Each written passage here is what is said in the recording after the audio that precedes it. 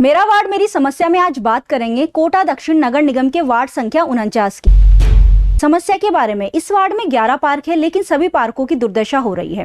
पिछले 1.5 साल से पार्कों में रंगाई पुताई का कार्य भी नहीं हुआ है, जिसकी वजह से दीवारों पर काई जम गई है। फुटपाथ पर लगी हुई है इंटरलॉकिंग जगह जगह से टूट गई है। तो वहीं बच्चों के झूले और ओपन जिम का भी यही हाल है। इसकी वजह से जनता को पार्कों का लाभ नहीं मिल पा रहा है।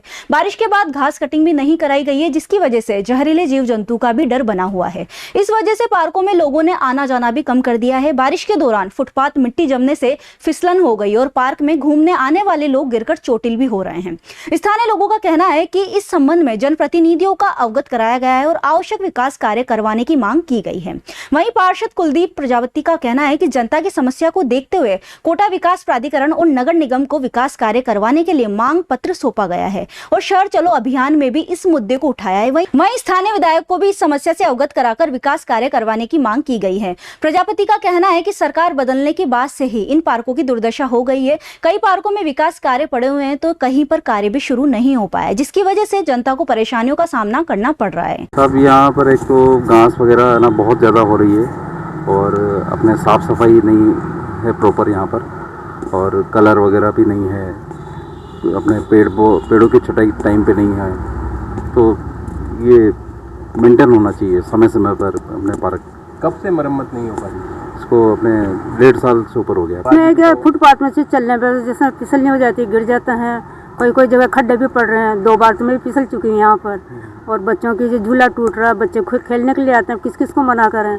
एक बच्चे इसमें इतना ग्राउंड बना रखा है कि गाड़ियों पे बोल आती है और गाड़ी के कांच पे गिरती है। बच्चों से मना कर दिया कि भाई ये ग्राउंड खेलने का नहीं है, मत खेला करो, फिर भी बच्चे हैं खेलते हैं। इसके भी कोई कार्यवाही की जाए कि बच्चों के खेलने की जगह कहीं और जगह है। ये केवल महिलाओं को घूमने की है। अब सब प्रेग्नेंट महिला, अपंग महिला सब घूमती है, तो सबको मतलब दिक्कत आती है। किसी के तो जांग पे लगी, अभी इनका पास वालों का ऑपरेशन हुआ, इनके जांग में लगी, ऑपरेशन करवा के आए, 2 बोल की लगी, जो आज भी पेट दर्द। ये कई पिछले कुछ टाइम में बच्चों की रिसक नहीं है, तो उसको किसी ने जला दिया, तो आज भी जली हुई और रिपेयर न तो वो ठीक हुई न वो रिपेयर हुई, कुछ नहीं हुआ उसका। झूला टूट रहा है बच्चों को झूलने वाला, तो टूटा हुआ ही यथास्थिति में। ये नीचे फर्शी जो कई जगह टाइलें उखड़ रही हैं तो उखड़ ही रही हैं, पुताई नहीं हुई तो नहीं हुई, और रेलिंग के भी वार्निश वगैरह जो होना था वो यथास्थिति में पेंडिंग ही पड़ा हुआ है। सर ये इसका क्या है, ये पार्कों का 94 लाख रुपए का टेंडर यूआईटी से हुआ था, आज से कम से 2-2.5 साल पहले। वो धारीवाल जी ने 2.5 साल पहले 94 लाख का टेंडर किया था। ठेकेदार आए भी था, उसने कुछ काम भी किए थे, जालियाँ वाला लगवाई थी। उसके बाद उसने काम करना बिल्कुल बंद कर दिया। कई बार मैंने शिकायतें करी। उसके बाद हमारी सरकार थी, हमें कांग्रेस से पार्षद, तो हमारी सरकार चली गई, कोई सुनने वाला भाई यहाँ है नहीं। यहाँ हम यहाँ के लोग एमएलए साहब से बोलते हैं, एमएलए साहब भी आए थे यहाँ देखने, संदीप शर्मा जी। तो यहाँ ये पार्क में जो ग्रीन पार्क नाम है, इस पार्क का काफ़ी पुराना पार्क है, काफ़ी फेमस पार्क है ये कोटा शहर का।